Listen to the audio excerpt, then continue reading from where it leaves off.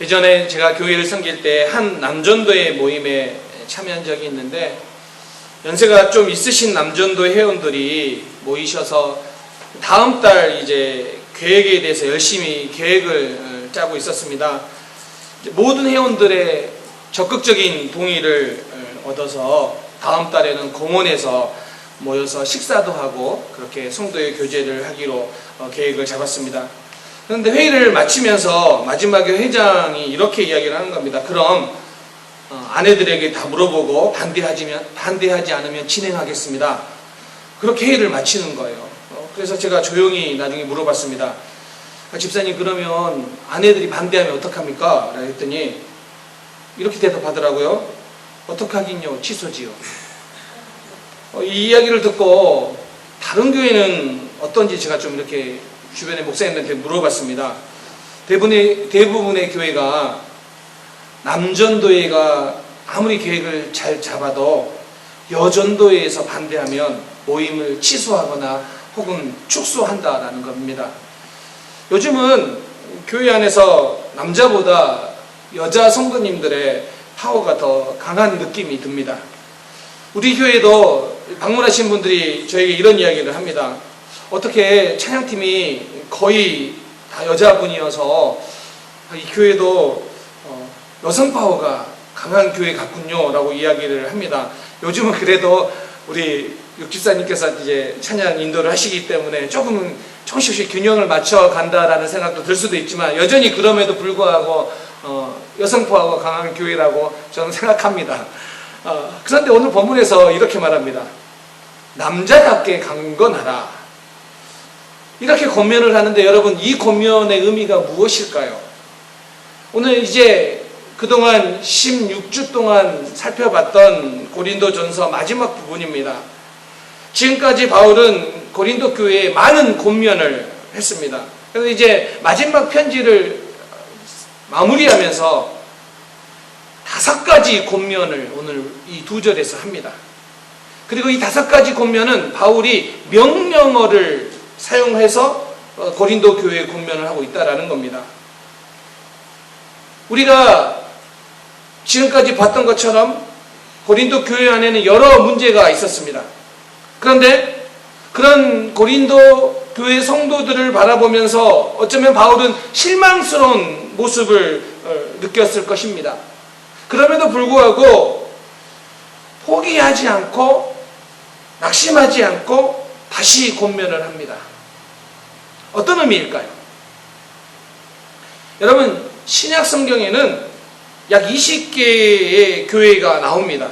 그런데 그 교회들 중에서 어쩌면 가장 문제가 많은 교회라고 교회를 뽑는다면 어쩌면 고린도 교회가 그 안에 들어갈 수도 있습니다. 물론 고린도 교회 안에 열심도 있었고요, 은사도 있었습니다. 그러나 그런 문제가 많은 교회였죠. 이걸 오늘 우리에게 적용해 본다면 이런 이야기가 될 수 있겠죠. 때로는 내 신앙생활에 연약함이 있습니다.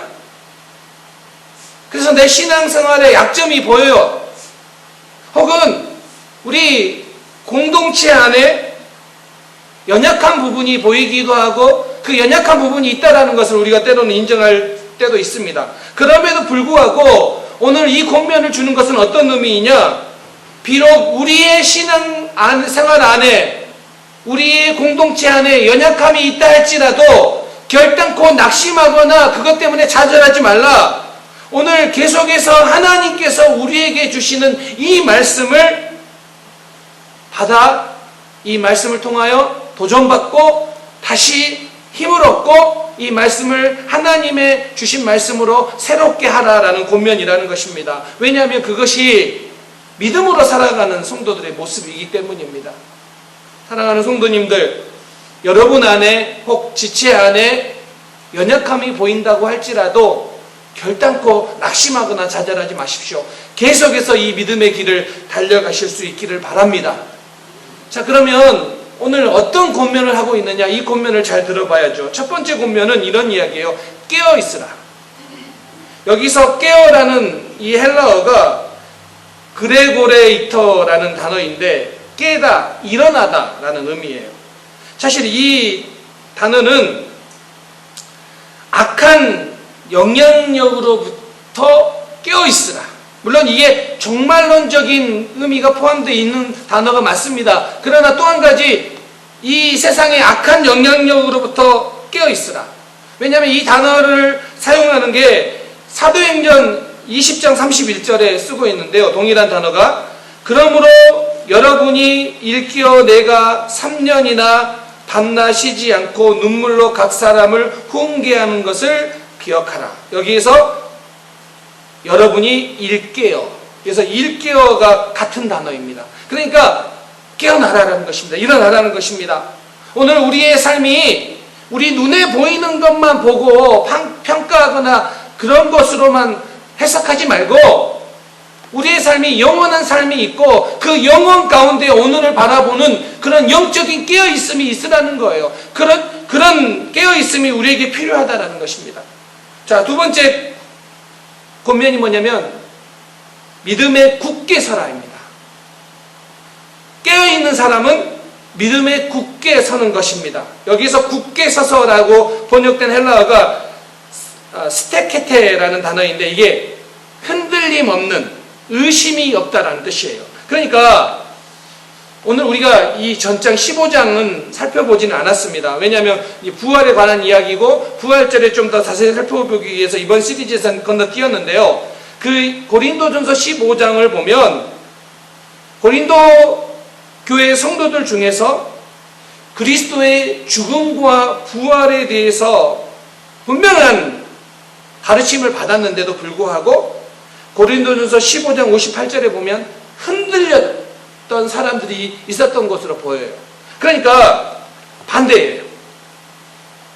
그 예수 그리스도의 죽음과 부활에 대해서 분명하게 들었는데, 분명하게 전수를 받았는데 흔들렸던 사람과 반대되는 의미, 분명하게 흔들리지 않고 의심 없이 굳게 서라라고 이야기합니다. 이게 두 번째 권면이에요. 세 번째 권면은 남자답게예요. 자, 우리말은 남자답게가 부사로 써서 남자답게 강건하라, 그래서 강건하라를 꾸며주는 것처럼 보이는데 형라 언어 성경에서는요 독립적으로 사용되었어요. 그래서 항상 남자다워라 라는 동사 명령형으로 봐야 돼요. 이 남자답게 해당하는 헬라어는 안드리 제스테인데, 이게 신앙을 남성다움과 연결시키고 있다라는 것입니다. 요즘 시대에는 약간 이 의미가 맞지 않는 부분도 있는 것 같아요. 왜냐하면 오늘 남자답게의 의미가 희석된 시대에 조금 살고 있는 게 우리 아닙니까? 요즘 남자는 어떤 남자가 인기 있느냐? 꽃미남을 우리는 잘생겼다라고 이야기합니다. 그러니까 남자가 좀 여성처럼 예쁜 남성이 인기 있는 시대입니다. 반면에 여자 이미지는 어떻습니까? 제가 서론에도 이야기했던 것처럼 강하고 세고 목소리 크고 뭐 이런 이미지가 강해지는 시대입니다. 그런데 이 당시 이 헬라 세계에 있어서 가장 귀중한 덕목 중에 하나가 뭐냐면 남자다움이에요. 그래서 신앙을 남자다움과 연결시키는 거예요. 그러니까 이게 남자 여자를 대조하기 위해서라기보다는 좀 더 큰 의미로 본다면 어린아이와 같은 방식과 대조한다라는 것을 생각하면 됩니다. 자, 이 명령어는 이런 거예요. 어린아이가 갖지 못한 성숙과 용기를 가진 사람처럼 너희도 그런 믿음을 소유하라라는 거예요. 그래서 이 남자답게라는 이 부분을 어떤 영어 성경에서는 용기 있는 사람이 되라 라는 의미로 번역하기도 했습니다. 그러니까 이게 남자다워라 라는 의미가 어떤 의미인지 아시겠죠? 좀 너희가 용기 있는, 믿음에 용기 있는 사람이 되어라 라는 의미를 포함하고 있다는 것입니다. 네 번째가 강건하여라. 여기서 강건하라는 헬라어가 뭐냐면 크라타우스테인데, 이 크라타이 우스테는 이게 항상 강하게 되어라 라는 뜻이에요. 그런데 이게 강건하라가 수동태로 사용되었어요. 그러니까 그리스도인들이 어떤 사람이 육체적인 운동을 통해 강건한 것 같이 되는 것이 아니라 하나님으로부터 온 능력을 통해 강건하게 되는 거예요. 자, 오늘 이 네 가지 권면, 깨어있어 믿음에 굳게 서서 남자답게 강건하라, 이 말을 종합적으로 평가해보면 너희는 영적으로 강건하라라는 권면이에요. 왜 이게 중요할까요? 교회에서 오늘날 신앙생활 하는데, 오늘날 영적으로 강건하라라는 의미는 교회 공동체 안에서 목소리가 커지고 자기 주장이 반영되고 내가 영향력이 있고 자기의 어떤 그 신앙의 강한 모습을 드러내라는 의미가 아니라, 여기에서 앞에 남자답게라는 것은 환난이나 핍박을 견딜 수 있는 내적인 용기를 말한다면, 강건하다라는 것은 그러한 용기가 외적 행동으로 당당하게 표출되어야 하는 권면이에요. 그러니까 남자답게 강건하라는 어떤 남성스러움을, 육체적 남성스러움을 표현한다기보다는 당시에 귀중한 덕목이었던 강함, 그 강함이 신앙적 강함, 영적 강함. 근데 그 영적 강함이 어떻게 나와야 되느냐? 내 안에만 있는 것이 아니라 그것이 밖으로 드러나는 거예요. 행동으로 드러나는 거예요. 그게 남자답게 강건하라라는 의미예요.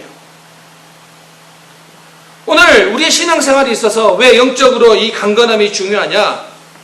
오늘날은요, 영적으로 점점 혼미해지고 있는 시대에 우리가 살아가고 있어요. 그런데 시대는 점점 더 혼미해지는데 오늘날 성도들의 모습을 보면 영적으로 무기력한 삶을 살아가는 성도들이 점점 늘어나고 있는 시대로 평가되고 있기 때문이에요. 오늘 이게 마치 이런 거예요. 2020년 기준으로 한국의 19살 청소년들의 평균 키가 남자가 175.5예요. 그리고 여자는 163.2가 평균이에요. 1985년도만 해도 남자의 평균 키가 168.7이었고요. 여자의 평균 키는 157.1cm였어요. 이거 보면 저도 예전에는요, 평균 이상이었는데 지금 평균 이하예요. 여러분들도 몇몇 빼놓고는 우리가 평균 이하의 삶을 살고 있지 않아요? 그런데 이렇게 평가를 하더라고요. 체격은 커졌지만 체력은 약해졌다. 운동 시간이 부족해서 키는 커졌는데 몸무게는 늘어났는데 체력은 약해진 거예요. 저는 오늘 이런 현상이 교회 안에 영적인 우리의 신앙생활 안에도 동일하게 적용되고 있지 않는가 생각해 봅니다. 예전에 비하면 오늘날 성도들은 성경 지식은 늘었어요. 분명해요. 그리고 신앙생활에 대한 관련된 문제의식도 분명히 많이 개선되었어요. 그런 의식을 가지고 있어요. 제가 어렸을 때만 하더라도 이제 막 믿기 시작한 사람들도 많았고, 또 설교를 들어도 대부분은 잘 모르는 내용들이 많았어요. 그런 거에 비하면 오늘날 보면은 성경 공부도 많이 하고, 뭐 제자 훈련이나 각종 훈련들도 많이 하고, 그래서 지식적 성장은 많이 이루었어요. 심지어는요, 교회가 어떤 방향으로 가야 되는지, 교회가 정말 교회다움이 무엇인지에 대한 고민도 이야기하고 그런 추구도 해요. 그래서 실제로 교회가 교회답지 못한 행동들 때문에 교회를 옮기는 성도들도 나타나고 있어요. 무슨 이야기입니까? 교회가 교회다움이 얼마나 중요한가에 대해서도요, 이제 문제의식을 가지고 성도들도 그런 교회들을 이야기해요. 그런데 신앙적 강건함은 오히려 약해지지 않았는가? 조그만 어려움이 있어도 상처받았다라고 이야기하는 게 오늘날 성도들의 모습 아닙니까? 신앙생활에 있어서 분별력은 오히려 더 희미해지고 있는 것이 아닌가 생각해 봅니다. 오늘 그렇기 때문에 오늘 이 메시지는요, 우리에게 너무너무 중요해요. 왜냐하면 지금 우리는 어쩌면은 지식적으로는 우리의 아는 것들은 많이 성장했을 줄 모르나 우리의 영적인 내면의 강함은 과연 여전히 성장되어 있는가, 아니면 오히려 약해졌는가? 이 부분에 대해서 우리는 퀘션 마크를 던질 수밖에 없기 때문이에요. 그래서 오늘 이 말씀, 남자답게 강건해라. 이 메시지가 오늘 우리에게 어떤 강건함을 이야기하고 있고 우리가 어떤 강건함을 추구해야 되는가? 첫 번째는요, 어떤 사람이 강건한 사람입니까? 속사람이 강건한 사람입니다. 바울이 고린도 교인들에게 권면하는 이 강건함은 하나님이 주신 힘으로 속사람이 강건해지는 거예요. 그래서 하나님이 주신 그 능력으로 속사람이 강건해져서 그게 겉으로 드러나는 거예요. 지금 고린도 교회는요, 타락한 고린도 도시의 영향을 계속해서 받고 있어요. 이게 문제예요. 교회가 성도들에게, 교회 안에 성도들이 세상에 살아가는 동안에 세상 사람들에게 영향력을 주어야 되는데, 그 타락한 고린도라는 그 도시의 그 타락함이 어느 순간 교회 안에 들어와서 교회 안에도 구별이 없어지고 있어요.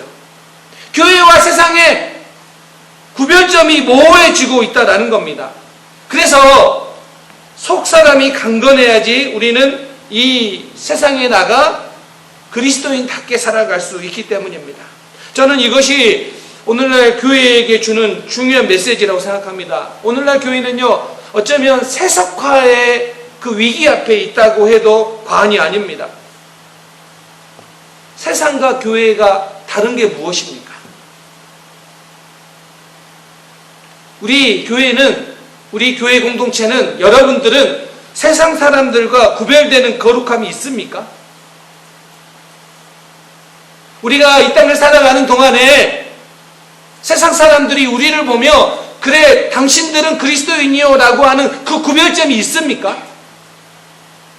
고린도 교회가 그 구별점이 점점 희미해지고 있었다는 거예요. 그렇게 보면 오늘 우리에게 주시는 메시지 분명하지 않습니까? 오늘 우리가 왜 어떻게 강건해질 수 있습니까? 속사람이 강건해야지 그 구별점을 보일 수 있다는 거예요. 에베소서 3장 16절, 그의 영광의 풍성함을 따라 그의 성령으로 말미암아 너희 속사람을 능력으로 강건하게 하시오며. 지금 바울이 에베소 성도들을 위해 기도하는데요, 어떤 기도를 하는지 아세요? 강건하게 해달라고 기도합니다. 여기서 강건하라라는 이 헬라어가 오늘 본문에서 쓰고 있는 14절에 사용하고 있는 13절에서 사용하고 있는 그 강건하라 동일한 단어예요. 헬라어 원형이 동일해요. 크라타이오, 동일한 단어예요. 자, 바울이 어떻게 기도한다고요? 속사람이 강건하기를 위해 기도하고 있다는 거예요. 여러분, 여기에 조금 의아한 질문이 여러분 생기지 않습니까? 바울이 에베소 성도들 위해 기도하는데 그들의 어떤 물질적인 풍요, 어떤 그들이 외적인 출세, 그들의 니드, 어떤 필요성을 위해 기도하지 않고요. 뭐라고 기도하냐면, 그것보다 앞서서 뭐를 위해 기도하냐면 속사람의 강건함을 위해 기도해요. 왜요? 왜 이렇게 기도할까요? 지금 에베소 교회 성도들이 어려움과 핍박 앞에 있는데 그들이 그 어려움과 핍박을 이길 힘이 뭐냐면 속사람의 강건함입니다. 오늘 우리가 이 기도를 주목해야 되는 게 이런 의미예요. 바울은요, 그 성도들이 그들의 삶 앞에 그 어떤 어려움도 생기지 않게 다 사라지기 위해서 기도하지 않고요, 속사람의 강건함을 위해 기도해요. 그걸 이기기 위해 기도한다라는 거예요. 여러분, 우리의 인생이 어려움이 없는 인생은 없어요. 그러니까 우리가 기도하는 것은 우리의 삶에 그 어떤 조그만 어려움도 하나도 생기지 않게 해주세요라고 하는 것이 아니라, 우리의 인생은, 이 땅의 삶은 때로는 어려움과 때로는 힘듦이 있어요. 그런데 그걸 이길 수 있는 강건함, 속사람의 강건함을 주옵소서라고 기도해야 되는 게 바로 우리의 기도해야 된다는 거예요. 여러분, 우리 자녀 마찬가지예요. 여러분들이 아무리 돈이 많아도, 여러분들이 뭐든지 다 해줄 수 있는 마음이 있다 할지라도 여러분의 자녀 앞에 그 어떤 어려움이 생기지 않는 삶을 살 수 없어요. 우리 자녀들도 분명하게 어려움을 만날 수밖에 없어요. 그게 이 땅의 삶이에요. 그럼 우리가 뭘 위해 기도해야 됩니까? 하나님, 우리 자녀 앞에는 어떤 어려움도 다 사라지게 해주세요가 아니에요. 오늘 바울이 그렇게 기도하지 않아요. 뭘 위해 기도합니까? 속 사람의 강건함을 위해 기도합니다. 축복합니다. 여러분의 속 사람이 강건해지고 여러분의 자녀들의 속 사람이 강건해져서 이 땅에서 만나는 어려움들을 능히 넉넉히 이길 수 있기를 주님의 이름으로 축원합니다. 이게 우리의 기도의 제목이어야 됩니다. 그게 바로 강한 사람이라는 거예요. 다윗이 시편 18편 1절에서 나의 힘이 되신 여호와여 내가 주를 사랑하나이다 이런 고백을 해요. 자, 그런데 이런 고백을 하는 게 다윗이 정말 평안하고 뭐든지 다 잘 풀리는 그런 상황 속에서가 아니에요. 전쟁 앞에서, 어려움 앞에서 다윗이 도망하지 않고 낙심하지 않고 오히려 나의 힘이 되신 여호와여 내가 주를 사랑하이다 라고 고백을 해요. 그 비결이 어디 있냐? 그의 속사람이 강하여졌기 때문이에요. 오늘 우리가 정말 믿음이 강한 사람이 어떤 사람이냐? 속사람이 강한 사람이, 강건한 사람이 바로 믿음이 강한 사람입니다. 그게 남자답게 강한 사람입니다. 우리 사랑하는 온 성도님들, 남자답게 강건하십시오. 이게 전 교인의 남성어가 아니에요. 아시죠? 남자답게 강건할 수 있는 온 성도님들 되시기 바랍니다. 또 한 가지는요, 그렇게 속 사람이 강한 사람은 연약한 사람을 받아낼 수 있다라는 거예요. 바울이 로마서 15장에서 믿음이 강한 사람을 이렇게 표현합니다. 여러분 잘 들어보세요. 로마서 15장 1절. 믿음이 강한 우리는 마땅히 믿음이 약한 자의 약점을 담당하고 자기를 기쁘게 하지 아니할 것이라. 바울이 로마에 있는 그리스도인들에게 편지를 보냈는데 그 편지를 받는 대부분의 사람들은요, 초신자였어요. 그런데 바울이 그들을 가르쳐 뭐라고 이야기하냐면 믿음이 강한 우리라고 표현을 해요. 자, 오늘 이걸 보면요, 교회를 다닌 연수와 상관없이 그리스도인이란 강한 믿음의 소유자가 되어야 됩니다. 여러분, 우리 모두는 교회를 얼마만큼 열심히 다녔느냐, 얼마만큼 다녔느냐 상관없이 우리 모두는 믿음이 강한 소유자가 되어야 됩니다. 이게 권면이에요. 그리고 그 믿음이 강한 사람은 어떻게 한다고요? 연약한 사람을 받아낸다라는 거예요. 세상은요, 어떻게든 상대보다 더 우월하고 싶은 본능이 있어요. 이게 사람들의 본능이에요. 그런데 성경은 뭐라고 이야기합니까? 믿음이 강한 너희여, 믿음이 연약한 사람을 받아내라. 그것이 하나님 나라의 질서이다. 여러분, 우리 교회 공동체 안에 누가 믿음이 강한 사람입니까? 다른 지체를 받아낼 수 있는 사람이 믿음이 강한 사람입니다. 여러분들이 속 사람이 강건함을 어떻게 여러분들이 점검할 수 있습니까? 다른 지체를 받아내는 거예요. 특별히 연약한 지체를 받아낼 수 있는 사람이 속 사람이 강건한 사람이에요. 오늘 로마서 15장에서 속 사람이 강건해져서 다른 지체를 받아낼 수 있는 그런 성도들로 살아가라라는 권면을 우리에게 던지고 있다는 겁니다. 저희 딸은 좀 학교를 갔다 오면 학교에서 그 속상했거나 기쁘거나 이런 일들이 말은 안 하는데 얼굴에 다 써 있어요. 그래서 학교 갔다 얼굴만 보면 오늘 학교에서 힘들었나 즐거운 날을 제가 다 알아요. 그래서 간혹 이 친구들 관계에 있어서 어떤 갈등이 일어나면 좀 이렇게 끝나고 집에 오면은 그 얼굴에 그게 쓰여 있어서 말하지 않았는데 물어봐요. 너 오늘 친구랑 무슨 일 있었니? 이 사춘기다 보니까 이 친구들끼리 하루는 좋았다, 하루는 나빴다, 하루는 좋았다. 이게 막 이 요동을 치잖아요. 그래서 제가 이렇게 이야기를 하면 아마 이제 그런 날들은 이제 친구랑 조금 이렇게 어려움이 조금 있었나 봐요. 근데 그래도 뭐 감사한 건 그 다음날 금방금방 풀어지기 때문에 큰 걱정은 안 하던데, 항상 그런 이야기를 해요. 딸아, 친구가 상처를 주더라도 받지 마라. 그리고 친구가 학교에서 상처를 주면 집에 가져오지 말고 학교에 놓고 와라. 뭐하러 집에 가지고 오냐. 이 말을 알아듣는지 모르는지 몰라요. 여러분이 알아듣는지 안 듣는지 모르는 것처럼. 그러나 저는 계속 말해요. 계속 권면해요. 상처를 주면 뭐라 들고 오냐. 그냥 놓고 와. 그게 연약함을 받아내는 방법이에요. 여러분, 우리가 관계하다 보면 때로는 의도하지 않았지만 상처를 받을 때가 있어요. 그런데 믿음이 강한 사람은 뭐라고요? 놓고 오는 거예요. 놓고 오는 거예요.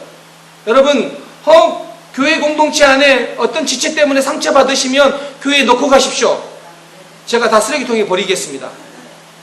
그거 가지고 가서 또 상처받지 마세요. 또 그거 상처를 만들어내지 마세요. 믿음이 강한 사람, 우리가 속사람이 강해야 되는 이유가 무엇이냐면, 연약한 지체를 받아낼 수 있는 게 속사람이 강한데, 그런 상처받은 말 때문에 힘들어하고 어려워하지 마시고 하나님 앞에 다 버릴 수 있는 강한 사람이 되실 수 있기를 바랍니다.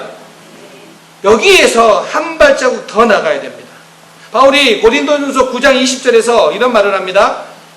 유대인들에게는 내가 유대인과 같이 된 것은 유대인들을 얻고자 하며, 율법 아래에 있는 자들에게는 내가 율법 아래에 있지 아니하나 율법 아래에 있는 자같이 된 것은 율법 아래에 있는 자들을 얻고자 하며, 21절에 율법 없는 자들에게는 내가 하나님께는 율법 없는 자가 아니요 도리어 그리스도 율법 아래에 있는 자이나 율법 없는 자와 같이 된 것은 그 율법 없는 자들을 얻고자 함이라. 22절 약한 자들에게는 내가 약한 자와 같이 된 것은 약한 자들을 얻고자 하며, 내가 여러 사람에게 여러 모습이 된 것은 아무쪼록 몇 사람이라도 구원하고자 함이니.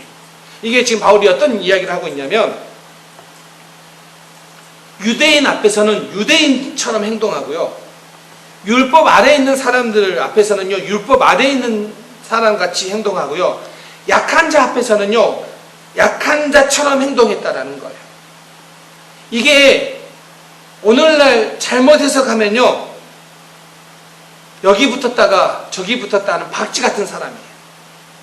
이 사람 앞에 가서는 이 사람 좋다라고 막 하고, 이 사람 앞에 가서는 이 사람 좋다고 막 하면서 여기에 맞추고. 그러니까 오늘 이거는 여차 잘못하면 비난받기 쉬운 사람 아니에요? 여기 있어서는 이게 최고라고 막 이야기하면서 또 여기 가서는 아니다 이게 최고라고 막 이야기하고. 그러니까 이 사람은 내 앞에서 그렇게 최고라고 이야기했을 때는 괜찮았지만 저기 가서 아니 이게 최고라고 할 때는 그게 이 사람이 이중적인 모습이 보이는 거 아니겠습니까? 그러면 이런 사람들은요 비난받기 쉬운 사람이에요. 그런데 바울이 유대인 앞에서는 유대인처럼 행동하고, 율법 아래에 있는 사람 앞에서는 율법 아래에 있는 처럼 행동하고, 이렇게 행동하는 이유가 무엇이냐? 하나예요, 하나.